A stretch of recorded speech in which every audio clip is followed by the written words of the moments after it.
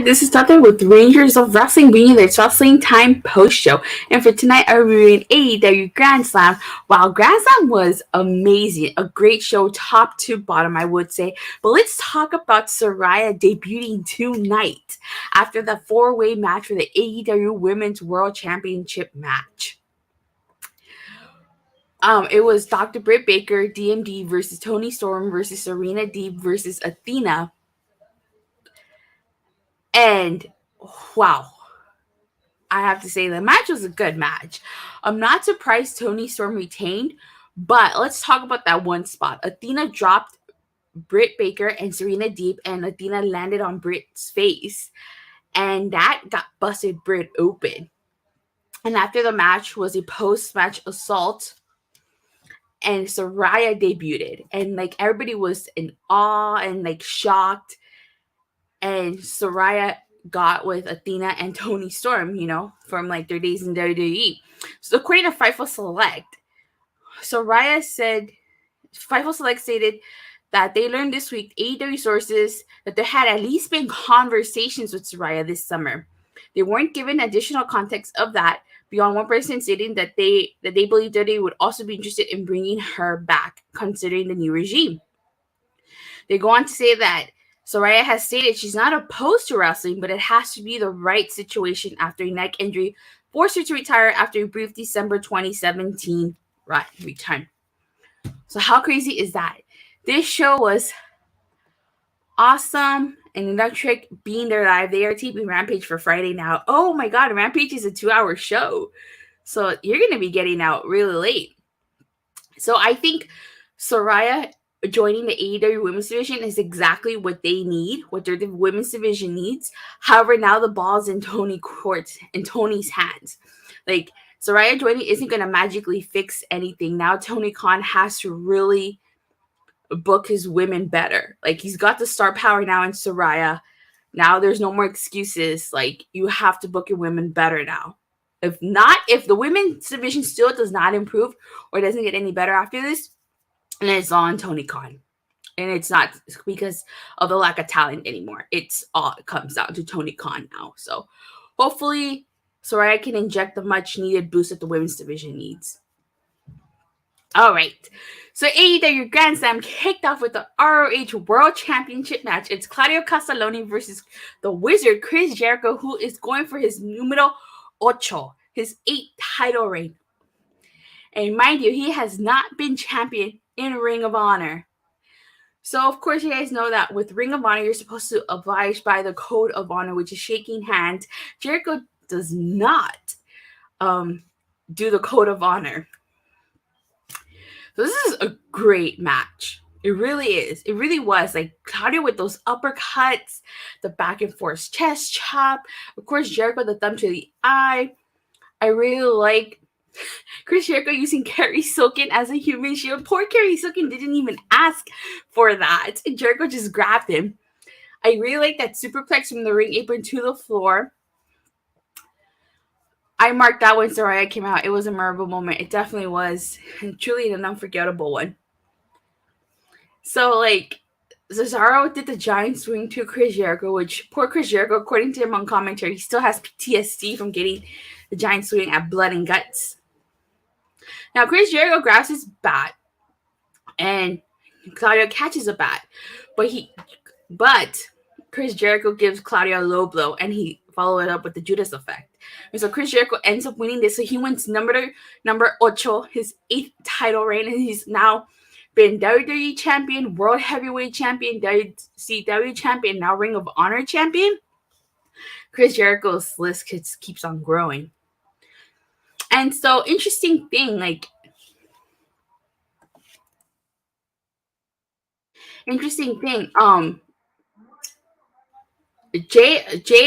Jericho Appreciation Society comes out and celebrates, but you can see Daniel Garcia is not happy. So this is further adding to the storyline of Chris Jericho and Daniel Garcia. Remember, Daniel Garcia told Chris Jericho he doesn't need to cheat to win. He cheated in his match against Daniel Bryan, and now he cheated in this match here. So it's only a matter of time before Daniel Garcia turns on Chris Jericho, which I think that's where it's headed. So Chris Jericho beating Claudio Castagnoli was actually the right call, especially if Tony Khan wants to get a TV deal for Ring of Honor, or maybe he already has a TV deal for Ring of Honor. You need that that star presence, and Jericho has that. Like, that's why Jericho was the first AEW World Champion. So Jericho beating Claudio Castagnoli here made total sense.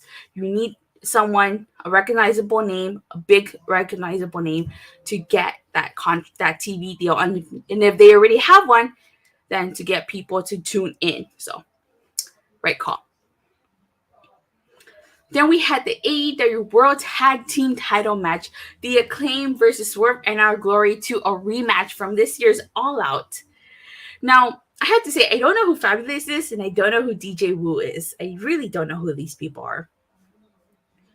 But this was a good match. The crowd was so behind the Acclaimed, and they booed Swerve and Our Glory. I was not surprised by that after the reaction that the Acclaimed got at All Out. I really like that flipping neck breaker that Anthony Bowens did to Keith Lee. However, Max Caster taking a nasty fall after he attempted to do the mic drop to Keith Lee. Keith Lee with the Hurricanrana to Anthony Bowens. And poor Anthony Bowens is just getting tossed around in this match by Keith Lee. I really like the powerbomb to Max Caster that Swerve Strickland did. That 450 to the outside was pretty cool. But of course, Billy Gunn was on the outside. Swerve Strickland got in his face. And then, Anthony Bowens did the rolling elbow strike to Swerve Strickland. And then he got hit with the famous by Billy Gunn. And then they did the mic drop and the Acclaim won. So it's so, hometown boys, I guess you can say, and homegrown talent. They finally got the tag titles. And I'm honestly not mad that they didn't win at All Out. I think that this moment was so much more better because it was, as commentary put it, in their own backyard. So I feel like this moment was much more special than if they would have won at All Out. So we get FTR segment backstage, and Cash is talking about how our 4 guys killed it. He congratulates the Acclaim, and he says that they've been number 1 contenders since April and have yet to cash in for an opportunity. The Ass Boys interrupt, and he says that they are more handsome, more talented, more charismatic than FTR, and then they copy FTR by saying top guys out. So I feel like either Ass Boys or FTR are going to be the Acclaim's first. Actually, you know what? The Ass Boys being the Acclaim's first feud or first rivalry for the titles makes a lot of sense, considering that the Acclaim did steal their dad from the Ass Boys. Okay. So Wheeler Yuta, we have a Wheeler Yuta segment. He's supposed to talk, but before he can cut a promo on his thoughts on Moxie versus Bryan Danielson, he gets rudely interrupted by MJF, who says they are unquestionable queens and that the devil has arrived and that they're loyal devil worshippers. He calls Wheeler Yuta mid. He says he's a god to these people and that they worship him. Give me 1 second.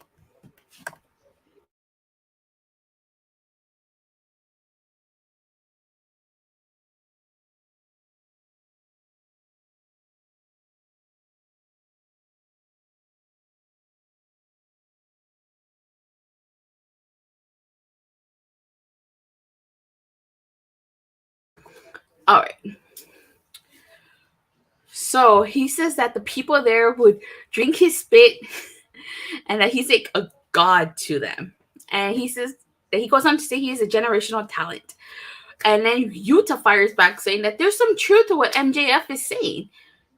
And that he isn't going to go there because he brings up MJF's fiance, about him getting engaged recently.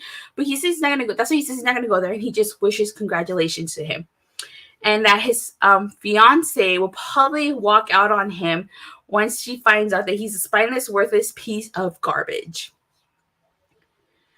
And MJF comes out to say he only came out to wish Bryan and Moxie good luck. And he calls the Blackpool Combat Club the Black Cold Club. And he starts talking about how maybe Bryan can teach Wheeler Yuta to be injury prone and scramble his brains, or maybe Moxie can teach him how to. He says that he can't learn anything from Moxley, or maybe William Regal can teach him how to pop pills. I was like, holy smokes! I was like, he went there. And then like MJF attacks Tony Schiavone, and W. Morrissey attacks Wheeler Yuta. W. Morrissey being from the firm, and I have to say, like, massive heat, and it worked for MJF, like, to get him that heat. But also to W. Morrissey coming out to his aid. Like, again, the firm said that they were there, they were gonna help MJF, but I don't like W. Morrissey being a bodyguard. I feel like he doesn't need to be a bodyguard, but I get it. If you saw, I know I keep saying this, and I'm gonna keep saying it. If you saw his run at Impact, he doesn't need to be a bodyguard. He doesn't need a mouthpiece, and he doesn't. This stream is better than Rampage so far. Really? Rampage is going to be a 2-hour show. Good luck with that one. May the force be with you, Michael. No spoilers, please. So, I'll see where they go with the firm, but great getting heel on MJF. So then we get a Jade Cargill segment, and she seems to be censored. Like, when she curses, they censor that. And Diamante says she's the OG baddie, and that's Trina. And apparently this Trina lady is a rapper. I'm not too familiar with Trina, so I don't know who she is. And apparently the crowd wasn't either, because it looked like they didn't pop for her. So we'll see. Then we have an incredible match. It's the AEW All-Atlantic Championship match. It's Pac versus Orange Cassidy. And Pac dodging the Orange Crush. And I really like how, like, Orange Cassidy is just being Orange Cassidy in this match. Like, he lifted his legs when I'm assuming Pac was going to go for the Black Arrow. I really like that diving DDT, which was followed up by another DDT. When Orange Cassidy finally hits Pac with the Orange Punch, unfortunately, Pac grabs the rope, breaking the pin. Now, they go to the outside, and the ref's view is obstructed, so you can only see their back. And, like, Pac is, like, trying to grab something. And he grabs his hammer, and he hits Orange Cassidy with it. And so Pac ends up retaining his title, which was a good call, because I think this was Pac's, 5th title defense, and his first title defense here in America and in AEW. So, actually, no. It wasn't his first title defense here in AEW, but it was a good call. But I'm pretty sure their match is going to happen again. We are going to see this match again. And I think maybe that's when Orange Cassidy takes the title from him. All right. So then this is when we get the 4-way match for the AEW Women's World Championship match. Dr. Britt Baker, D.M.D. versus Toni Storm versus Serena Deeb versus Athena. So like I said at the beginning, this match was a good match. My favorite spot in this match was when Toni Storm was doing the single leg crab to Britt Baker, and Serena Deeb was also doing the single leg crab to Athena, and then Deeb and Toni Storm start slapping each other.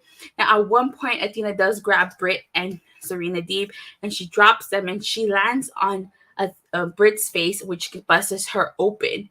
And so Toni Storm is victorious on this. Afterwards, like, Jamie Hayter comes out, and she attacks Toni Storm, and like Britt's just and her crew are just doing this post-match assault. And then, like, music plays. I didn't know who it was at first. I'm not going to lie. Like, I didn't know who it was. And it's Soraya, formerly Paige of the WWE. And she comes out. And, like, everyone's just, like, shocked that she's there. I was shocked, too. Because, like I said earlier, Fightful Select reported that there were conversations between her and AEW. But I didn't think she was going to show up tonight. So I was not expecting that. So, wow. So, like I said, they have the star power in Saraya. It is now up to Tony Khan to improve his women's division. If the women's division does not improve after this, then it's all on Tony Khan. But there's no reason now that you have a star in Saraya, why the women's division should be continue the way that it's been continuing. All right. So the main event, it was the AEW World Championship match, Bryan Danielson versus Jon Moxley.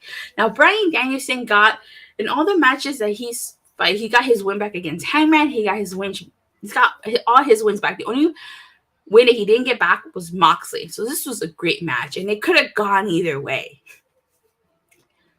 I really like that Moxley used Bryan's own label lock on him. I thought it was a cool spot. And you see throughout this whole match, MJF is like up in the rafters somewhere. He's watching this match and like he's holding on to that casino chip. Kind of, I think there was like people thinking that what if MJF cashed in tonight and like this became a triple threat. Oh my god, like Moxley with the back rake to Bryan Danielson, and he put him in a single leg crab. This is an incredible match. Bryan and Moxley really knew each other. I really love the Moxley use that curb stomp on Bryan. Shades of Seth freaking Rollins, his former Shield teammate. At one point, I like how their hands were locked and they were doing back and forth elbow strikes. I really like this one spot where they were like, I want to say they were doing like a headstand, and they were like on their heads and they were just like attacking each other. And that death driver on the stage to Moxley, wow. Now, Jon Moxley ended up being victorious after he put Bryan to sleep. And I love the fact that he put Bryan to sleep and that Bryan Danielson did not tap out here. And so Jon Moxley is victorious. He's the first ever 3-time AEW World Champion. And I'm not surprised by this. I know a lot of people will probably expecting Bryan Danielson to win, or maybe some people are tired of Jon Moxley winning. But honestly, it makes the most sense. If you guys recall, if you guys remember, MJF fought Jon Moxley at AEW All Out 2020, and Jon Moxley gave MJF his first loss. If you guys remember, MJF was doing this whole campaign about save us MJF, hashtag we deserve better, hashtag dictator Moxley. He did this whole political campaign gimmick, which I actually really dug. I actually really liked it. Or save us MJF against Moxley. And then last week on Dynamite, he cut a personal promo on Moxley, which to me kind of spoiled the outcome of this match. Kind of like how Chris Jericho spoiled the outcome of Hangman and Bryan Danielson. So I honestly think Jon Moxley winning was a right call. Jon Moxley at this point to me is a transitional champion. He's dropping that title to MJF, which is why Bryan Danielson winning this match to me didn't make any sense, because you want Bryan Danielson's reign to be long and actually mean something. So really glad that Moxley won.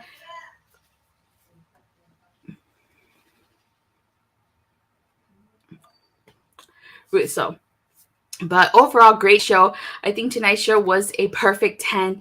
It was a Ty Dillinger perfect 10, a Preston 10, Vance 10. But with that being said, you guys, thank you guys all so much for watching and for your continuous support. Please don't forget to like and subscribe.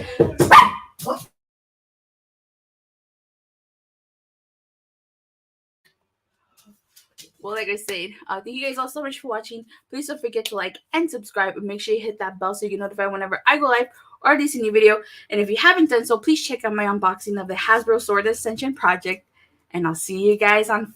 Actually, I don't know if I'll see you guys on Friday after Rampage and SmackDown, or if I'll see you guys on Friday after Victory Road. But with that being said, I'll see you guys Friday. Bye.